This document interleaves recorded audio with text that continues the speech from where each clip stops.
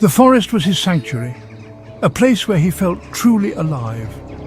Ranger Mark Olson breathed in the crisp night air, feeling the cool breeze against his skin, the scent of pine needles filling his lungs, grounding him in the moment.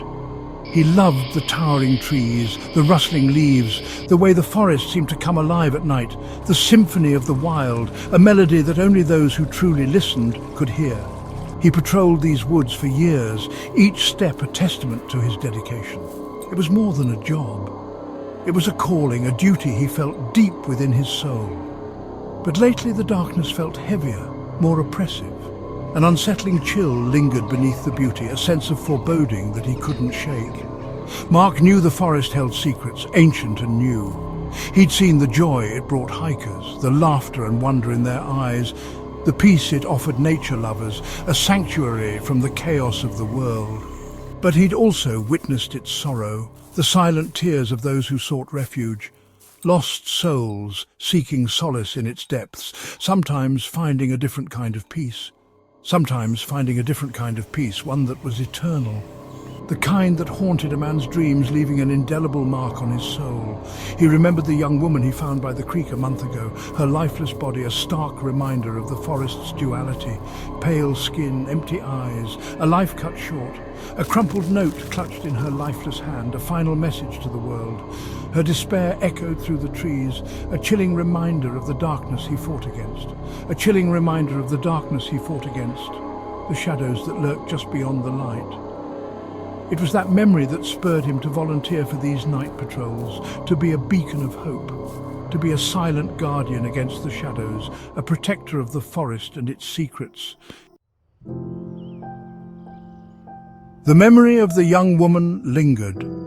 He couldn't shake the image of her face, the finality in her eyes. It brought back a flood of memories he'd tried to bury. His own brother's struggle with depression, the phone call that shattered his world, the guilt that gnawed at him. Could he have done more? Mark pushed the thoughts away, focusing on the present. He had a job to do. Each patrol was a chance to prevent another tragedy, to offer a flicker of hope in the darkness. He checked his radio, the static of familiar comfort. The beam of his flashlight cut through the undergrowth. He scanned the trails, alert for any sign of trouble. The night was quiet, almost too quiet. The silence was broken only by the crunch of his boots on the path and the distant hoot of an owl. It was an unsettling peace, a calm before the storm. The first 2 nights of patrol were uneventful, peaceful, almost boring.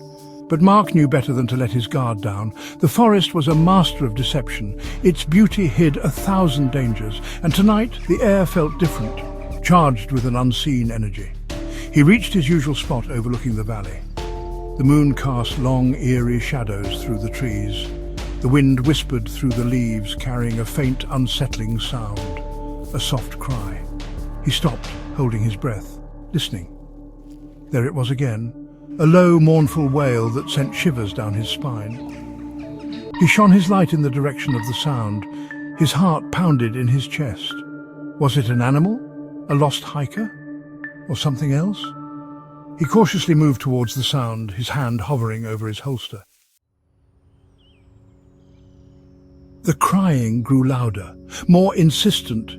It was a sound that seemed to pierce through the very fabric of the night, echoing off the trees and reverberating in his mind. It seemed to be coming from everywhere and nowhere at once. The forest, usually a place of solace, now felt like a labyrinth of shadows and whispers. Then his radio crackled to life, breaking the oppressive silence that had settled around him. A burst of static, louder than usual, filled the air. It was almost as if the radio was struggling to convey a message from another realm. And then a voice, soft, whispering. It was barely audible, yet it carried a weight that made his heart race. He couldn't make out the words, but the tone sent chills down his spine. It was a voice filled with an emotion he couldn't quite place. It was a voice filled with despair, with longing, a haunting melody of sorrow that seemed to resonate with the very soul of the forest. With a bone-chilling sadness he recognized all too well. It was as if the forest itself was mourning, sharing its ancient grief with him. He tried to contact the station, but the static drowned out his voice. He was alone. The realization hit him like a cold wave, amplifying his sense of isolation. The crying continued, weaving its way into his thoughts, amplifying the unease that gnawed at him. It was relentless, a constant reminder of his solitude. He felt a cold sweat prickling his skin. Each drop of sweat felt like a tiny needle, piercing his already frayed nerves. The forest felt different now, hostile. The trees seemed to close in on him, their twisted branches like skeletal fingers reaching out. He pressed the radio to his ear again, straining to hear through the static. Every crackle and hiss seemed to carry a hidden message. This time the voice was clearer, a man's voice. "Help me," it whispered. "Please, someone, help!" The desperation in the voice was palpable. The voice cut off abruptly, replaced by a deafening crackle of static. The sudden silence that followed was almost more terrifying than the voice itself. He pushed through the undergrowth, his senses on high alert. The crying led him deeper into the woods, off the marked trails. He emerged into a small clearing, bathed in moonlight.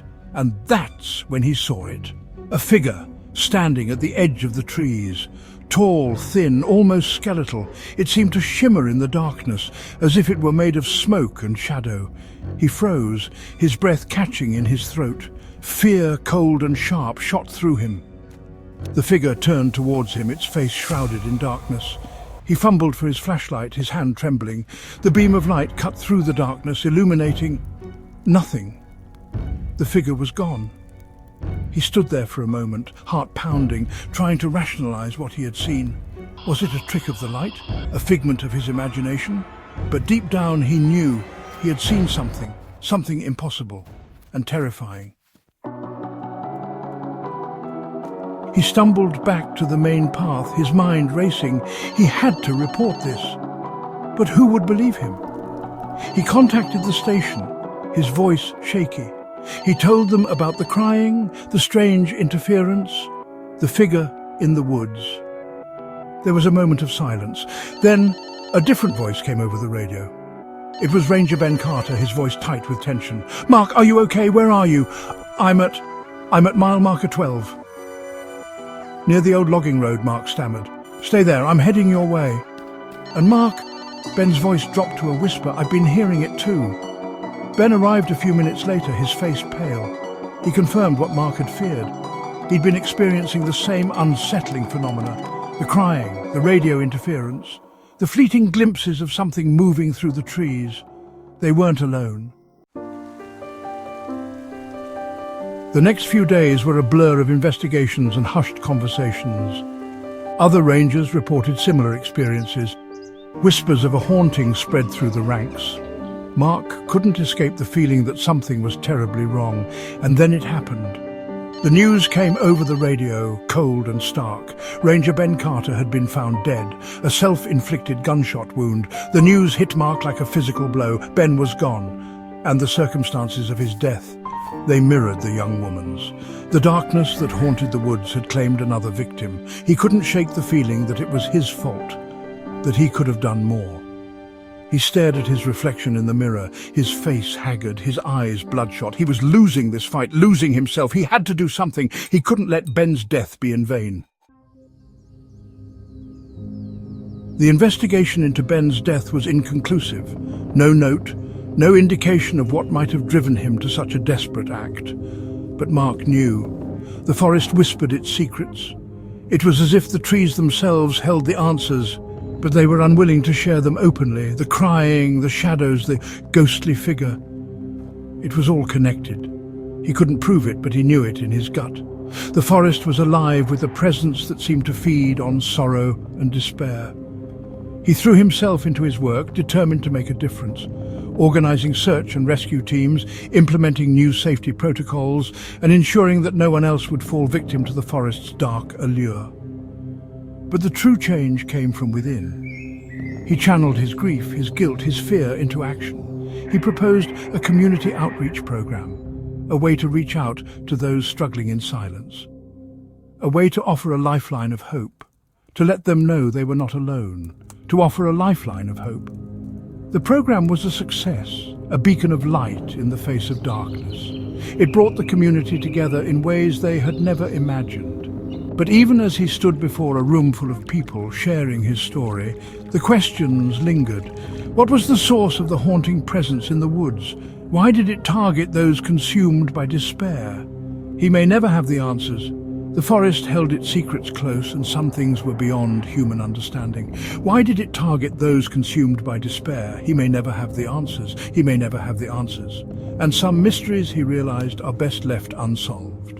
And some mysteries, he realized, are best left unsolved. The forest would continue to whisper, and he would continue to listen, always searching for the truth. The forest still held its secrets.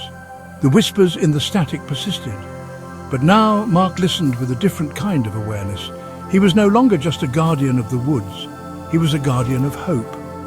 He carried the weight of his experiences, the pain of his losses, as a reminder that even in the darkest corners of the world, even in the face of unimaginable sorrow, there is always light to be found. The fight against despair was a never-ending battle, but Mark Olsen was prepared to wage it, one patrol at a time, one life at a time, for the forest held not only shadows but also the potential for healing, and he would be its keeper, its voice, its beacon in the darkness.